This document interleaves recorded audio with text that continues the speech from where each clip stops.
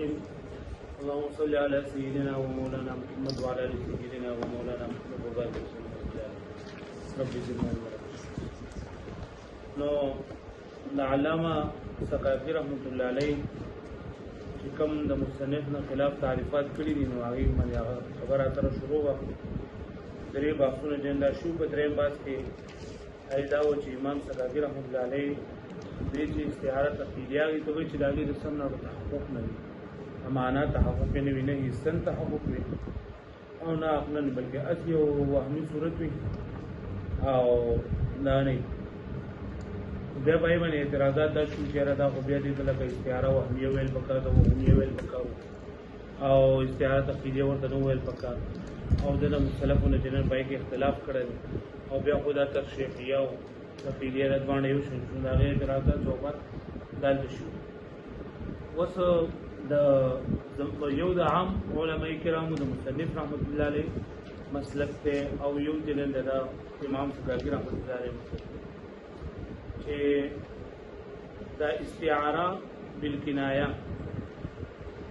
دا استعاره تخیلی نه بغیر نه مندل کیږي په کوم ځای کې چې استعاره تخیلی وي نو الګ به استعاره مقدیه چنده وقا مخال لکه بدل کې یو سړی تشبیه ورکړي د مشبہ به سره او د مشبہ لپاره د مشبہ به لوازمات ثابتای نو دا تشبیه ورکول بدل کې د استعاره بالکنایه او دا لوازمات مشبہ به د مشبہ لپاره ثابتول دا استعاره تخیلیه چې په کوم ځای کې تخیلیه الته مقدیه امام دا نور علماء کرام مصنف رحمت الله علیه تو امام ثقافي رحمت الله علیه وایي چې نه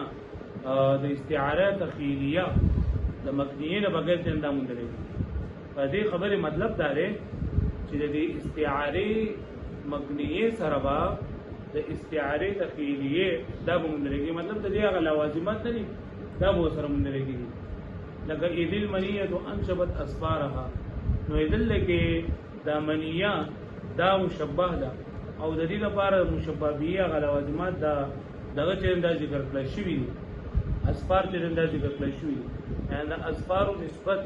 دا د شوی ده نو مشبہ ته شوی ده نو دا استعاره تخیلیه په دې دی اصل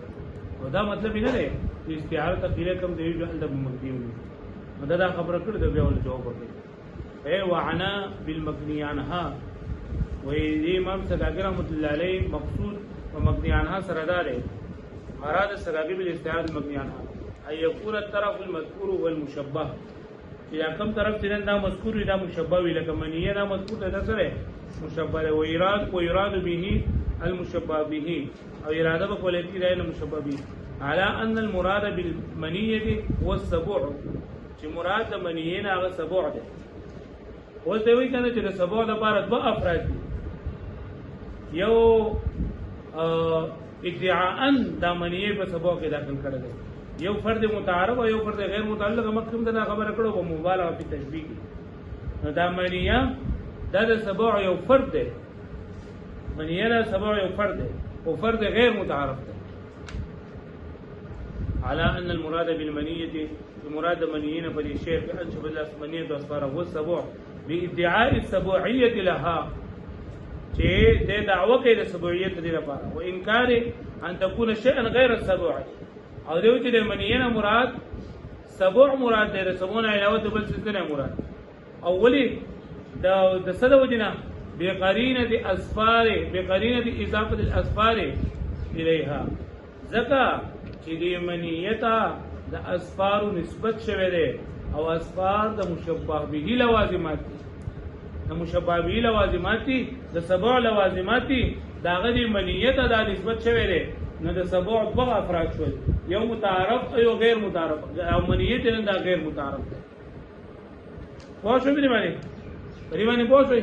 فقط ذکر المشبہ نو ذکر کړل شی د مشبہ چې منیه له اريد به المشبہ به او سبوع والاستعاره بالکنایه لا تنفك على التقیلیه نو استعاره بالکنایات دا وجودا نه د تقیلینا بمعنى د دې معنی دا انه لا توجد استعاره بالکنایه بدون الاستعاره التقیلیه چې نه مونږ لګي استعاره بالکنایه بغیر د استعاره تقیلیه نه ولي لان في اضافه خواص المشبہ به الى المشبه ذکا چې په اضافت شو د مشبہ به د خواص مشبہ د استعاره تقیلیه شو لکه پوه شوئ دی وایي امام سکاکي رحمت الله علیه وایي چې استعاره د مبني عنها دې ته ویل کېږي چې دا مشبه مذکور وي او مشبه به چې نن دا غیر ته مراد واخیستل شي او لکه ګوره منیه ذکر کړل شي دا او مراد ته سبع واغستو مشبه ذکر کړل شي دا مراد ته مشبه به واغستو وې دلته کې دې دا مشبه به ته موږ څه مراد اخلو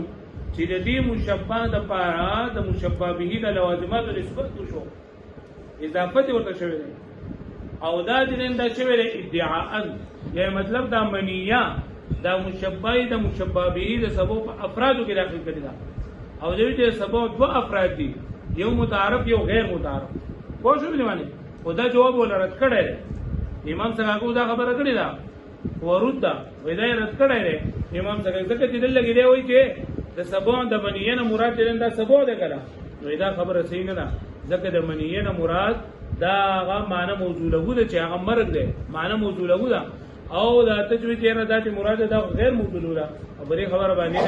دا چې دې منیه نه مراد حقيقي معنی ته مراد ده او مجازي معنی د دې نه مراد ده وره وی ورتا ور پرشه ما ذکره هغه چې ذکر کړی امام سکاکی من تفسیر الاستعاره المبنيه عنها چې تفسیر الاستعاره مبنيه بان لفظ المشبه فيها چې دلته لفظ د مشبه د منیه د لفظ استعاره بالکنایه کې مثلا مستعمل فی ما وضع له تحقیقا دلته په خپل معنی موضوع کې دغه استعمال چې په خپل معنی موضوع کې استعمال شو چې په خپل معنی موضوع کې استعمال شو ته د سبب افراد څخه ګرځول بیا لأن المراد بالمنية هو الموت لا غير ذكر منية مراد صرف مرض ده وبس شيء نه مراده والاستعارة ليست كذلك او استعارة سني لأنه فسرها ذکر تفسیر د دې کړه ده چې دوی د استعاره بالکنایه دي ته وایي چې یو څه ذکر کړی شو بل ته مراد واغستل شي کنه نو چې یو ذکر شو بل ته مراد واغستل دا استعاره دا مجازي معنی شولا او منیه د لګ په خپل حقیقي معنی کې نه مستعمل ده اوس په دا اعتراض ده چې دا منیه په خپل موضوع کې استعمال ده نو دا اسفار نسبت منیه ته ولي شوی نو دغه کوم وایو کنه چې دا استعاره بالکنایه ده کنه استعاره بالکنایه ده چې فضله کې د تشبیه ورکړی دا یو سیس تشبیه ورکول فضله کې او داګه د پاره د مشبه به د خواص ثابتول او شو به معنی ولما كان ها هنا مظنه السؤال ما حق الابتداء زيد سؤال وهو انه لو اريد بالمنيه معنى الحقيقي وكثرت المنيه مراد معنى حقيقي وغسل شيء نو فما معنى اضافه الاصفار اليها نو بیا څه مطلب شو چې د اضافه د اصفار دی منیه د شویره نو اشار الى جوابه بقوله واضافه نحو الاصفار قرينه التشبيه او اضافه لقد اصفار لا قرينه تشبيه لكم مضمر منسيه يعني تشبيه المنيه بالسبوع وكان هذا الاعتراض من اقوى اعتراضات المصنف على السكاكي او اذا امام دې مصنف دې السكاكي باندې کوم اعتراضات کړو نه دا بغیر ټول نه مضبوط اعتراض ده الهغه پوه شو دې باندې ها پرې باندې پوه شو اوس دا خبره موږ وکړلې د دې ته پوره خلاصه دا شولا چې مصنف استعاره بالکنایه تعریف دا کړل چې بدبو کې یو ذکر کړل شي په طرفین تشبیه کې یو ذکر کړل شي مشبہ ذکر کړل شي او مراد دلیل مشبہ به وي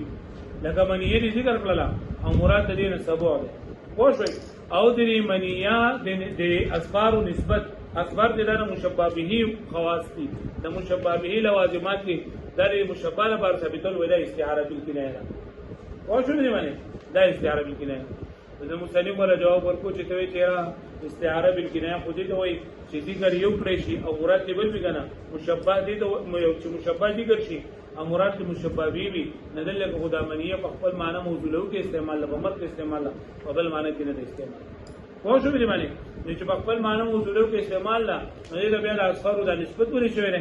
نو د اصفار د نسبت چې دې ته شوی نه دا په قرینه تشبیه باندې مطلب فضله کې دا تشبیه ور کړی نه او فضله کې تشبیه ور کول دې استعاره بالکنایه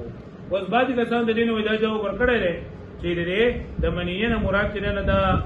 سبع ده ادعاء انت سبع مراد ده او د دې دوه افراد لکه څنګه چې مخکې ما وې د دوه افراد یو متعارف دی او غیر متعارف دی نو د سبع نه درینده دا معنی متعارف دغه معنی ده متعارف معنی ده او د سبع نه د منیه دا معنی ده او دا غیر متعارف معنی وې بری کې نظر وقد يجاب عنه او کله جواب ورکولېږي د دې نه دی ولانی لګي ضعیف دی لانه وان صرح بلفظ المنیه وان صرها بلفظ المنیه واگر چې تصریح کړي په لفظ د منیه سره الا ان المراد به السبع یعنی منیه له مراد سبع د ادعاء كما اشار اليه في المفتاح لکه څنګه اشاره کړ په دې کې په مفتاح من ان نجعلها هنا اسم المنیه چې موږ دلته ګرځولې اسم د منیه اسم للسبع چې نوم د سبع مرادفا له چې دا مرادف ته یو شان دی الفاظ معنی یو بان تدخل المنیه في جنس السبع چې دا منیه داخل کړي په جنس سبع کې للمبالغه في التشبيه دا مبالغه في تشبيه د وجنه لجعل افراد السبع قسمين چې د سبع دوه افراد ګرځولې دي یو متعارف او غیر متعارف ثم نخيل بیا موږ ته دا خیال لاغې ان الواضح كيف يصح منه ان يضع اسمين چې واضح څنګه دوه نمونه د یو څه لپاره ودا کړی دي لکه لفظ د منیه او د ثبوت د یو حقیقت لپاره ولا يكونان مترادفين دوه مترادفين دي فيتأتى لنا بهذا الطريق نرالم د برید سره دعوت ثبوت للمنیه مع تصریح بلفظ منیه سره تصریح له لفظ د منیه کړی وفي نظر ودا جواب دې بریګ نظر ده مطلب څه شو جواب چې دی وایي چې ذکر کړی منیه ده خو مراد دې نه سبع د ادعاء څنګه چې دوی سبع دوه افراد یو متعارف یو غیر متعارف نو متعارف نه مراد درینده ده غیر متعارف نه مراد سبع ده وفي نظر بری کی نظر دی ولی لان ما ذکره ذکر چې کوم مصنف دې علامات څخه کافي ذکر کړی دي چې په سبع باندې د درینده اطلاق کړی دی لا يقتضي دا تقاضا کوي قول المراد بالمنیه چې مراد د منیینا غیر موضوعات لوي چې د نیو ذکر شي په تحقیق حتى يدخل في تعريف الاستعاره اذا اخر شيء لا تعريف الاستعاره للقطع بان المراد بالموت ده وجد قطعيه دينا چې مراد دينا مرد خوښ وهذا اللفظ موضوع له بالتحقيق او دا مرد د منیه لپاره د منیه لپاره د مرد لپاره د منیه لپاره دا ذکر شی بالتحقيق وجعل مرادفا او دا ګرځول شی مرادف دا سبع سره بالتاويل المذكور بتاويل المذكور سره لا يقتضي ان يكون استعماله في الموت استعاره وإذا تقاضنا کې چې د استعمال لپاره لپاره استعاره شي وای د مرګ لپاره د منیه دا ټکه دا موضوع له به تحقیق او تر دې منیه لپاره د ثبوت مراد اخلي په تعویل نو دا ضرور نه دی چې لکه درې نه تا دغه مراد واخلي مرګ ته مدا ثبوت مراد واخلي ځکه په تحقیق یعنی د تحقیق په تور باندې لپاره استعمال شوی د منیه لپاره استعمال شوی د مرګ لپاره د ثبوت لپاره نه استعمال شوی چې دا خبره بګي چې نه دا جواب کمزور دی او چا دا جواب کړی دی چې په دې کې قید د حیثیت چې نه مذکور دی قید د حیثیت په منحوس دی چې ولې د حقیقت کو چې دا په هغه معنی نه پاره او د شی د کوم معنی نه په دې چې سره چې دا معنی نه پاره او د شی دی او پای کې استعمال شوی دی او دا منیه چې دلته سبو د مراد هغه شوی دی نو دا په تحقیق دایره پاره او د شی نه بلکې په اعتبار د تشبیه سره د دې نه دا مراد هغه شوی دی او شو به معنی وای دا جواب دی نو کمزور دی ځکه چې په دې سره خدا د حقیقت ته وته او مجاز کې داخل لو کنه داخل په دې باندې دلیل نشته ويمكن الجواب او ممكن الجواب بانه قد سبق جمع خبره رشيده ان قيد الحيثيه مراد في تعريف الحقيقه بتعريف الحقيقه حیثیت نه مراد هي الكلمه المستعمله يعني هذه كلمه استعمال شيء فيما هي موضوع له بالتحقيق من حيث انه موضوع له بالتحقيق تجاوز الشيء بالتحقيق ولا نسلم او موږ نه نسلمو دا چې استعمال د لفظ د منی په مرګ کې په مثل اسفار المنیه په شان د اسفار المنیه استعمال په موضوع له بالتحقيق من حيث انه موضوع له چې وذکر له شوی دا بالتحقيق د مثلو د مثل لپاره په قول دنیت منی دنت منیه فلان دنت منیه فلان نه دي چې مرګ د فلان کې بل من حيث بلکې بلې سره ان الموت جعل من افراد السبوع چې د امر ګرځول د افراد السبوعنا الذي لفظ المنیه چې عالم ثمانیه موضوع له بالتاویل یعنی دا لري لپاره دا منیه د موت لپاره موضوع له بالتحقیق او دا منیه د سبوع لپاره موضوع له بالتاویل وهذا الجواب وان كان مخرجا ودا جواب کمزور دی ځکه وان كان مخرجا لو ان كوني حقیقتا اگر چې دا وی مستله لري چې دا حقیقت نه لري ولکه دا خبره بګنيشته دی چې را دا په مجاز کې داخل له کنه داخل او دې چې کې دی شي چې لکه یو بس نه په حقیقت کې داخل نه په مجاز کې داخل وي لکه مهمل چې مهمل لفظ یو موضوع یو مهمل نو مهمل نه په حقیقت کې داخل له او نه مجاز نه وتره وهذا الجواب ودا جو وان كان مخرجا لو اگر دا مستون کې د دې لپاره چې لفظ زمنیه دا د سبون وتره ولا عن كوني حقيقه الا ان الى ان تحقيق كوني مجازا مگر تحقیق دلی چې دا مجاز دی او مراد ته په دې سره طرف اخر غیر ظاهر البعض ودا غیر ظاهر دی لکه پوه شو ویل معنی ځکه چې دا جایز دی چې لفظ نه حقیقت او نه مجاز وي بلکې د حقیقت او د مجاز په منځ کې واسطه دی لکه محمل چې نه حقیقت او نه مجاز په دې خبره باندې پوه شئ نو دې لګي د لفظ زمنیه چې مصنف رحمت الله علیه سګاګر رحمت الله علیه چل کړه لري چې دی وایي چې استعاره بالکنایه نه مطلب دا دی بیا سره مې چې استعاره بالکنایه مطلب دا دی چې په طرفینو کې کوم طرف چې مشبہ د ذکر کړی شي او مراد دلیل مشبہ به مراد دلیل مشبہ به او ای ګورل لګی را منیه چې دا ذکر کړی شوی دی او د دې منیه نه مراد هغه سبوع دی ذکر کړی شوی منیه دی او مراد څه دی سبوع دی او دا استعاره بالکنایه دا موږ څنګه دا بدلی دی استعاره دا ذکر کړی شوی منیه دی او مراد سبوع دی وای ځکه چې دلته کې د سبوع خاصیات اسفار د دې لپاره ثابت کړي شي او اسفار د دې لپاره ثابتول د استعاره بالکنایه نو مخکې چې دا وای چې استعاره بالکنایه د تفسیرینه بغیر نه مونږ نه مطلب دا دی چې د استعاره د مشبہ به چې کوم خاصیت یا د مشبہ لپاره ثابت وای دا جواب راکړل شي په دې باندې چې لکه دلته کې ته چې منیه مراد ده منیه ویل شوی او مراد دې نه سبوع ده دا خبره غلطه ده ځکه منیه دلته کې په لفظ خپل معنی حقيقي کې مستعمل ده چې هغه موت ده مرګ ده او استعاره خود څه نه وي خو په استعاره کې لکه مطلب دا دی چې استعاره بل کې نه خود ته وایي چې یو ذکر شي مراد ته بل وي نه دلته د منیه نه مراد دې نه دا مرګ ده او بل څه شی د مراد نه خو شوي نو اعتراض بیا دا راځي په مصنف باندې چې د منیه نه مراد مرګ ده نو د اسفار چې د مشبہ به لوازمات دي د دې اسفار نسبت منیه ته ولي شوی دی نو وای دا ته ځکه شوی دی چې دا خو فضله دا قرینه د تشبیه ده یعنی هغه تشبیه کوم چې فضله کې د تشبیه ورکړي دا د استعاره بالکنایه علامه ده او شو نه معنی او بعض کسان دا جواب ورکړي لري چې د منیه نه مراد لګي سبوع د ادعاء د منیه نه مراد لګي سبوع ده سو ځکه د سبوع دوه افراد دي یو متعارف او یو غیر متعارف نو دا درینده دا د سبع افراد دي حقیقتا د متعارف او د منیه دا د سبع افراد دي او دا غیر متعارف دي خو شو په دې کې دا نظر دی ځکه چې ولفظ دا تقاضا نه کوي چې دا منیه په غیر موصوله کې به تحقیق سره دا وځي کله شي چې دا په تعریف د استعاره کې انده داخل شي ځکه په دې خبره باندې یقین دی چې دا منیه د موت لپاره موصوله ده په تحقیق او دا منیه د سبوع لپاره موصوله ده په تعویل خوش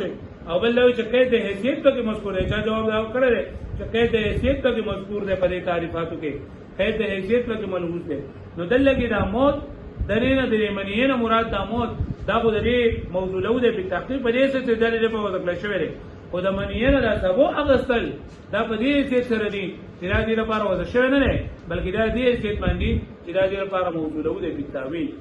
موصوله ده په تعویل یعنی په تعویل په ذریعہ سره دا دې لپاره وځل شوی دی وای دا جواب ته نام صحیح نه دا دې جواب په ذریعہ سره اگر چې دا حقیقت نه وته او په مجاز کې داخل شوی نه دی دا مطلب یې نشته چې لکه دا حقیقت وته او په مجاز کې داخل دی او شو به معنی نه دا خبره صحیح ده هغه خبره چې کوم مصنف کړی استعاره تخیری لپاره استعاره مبنیه جنده ضرور نه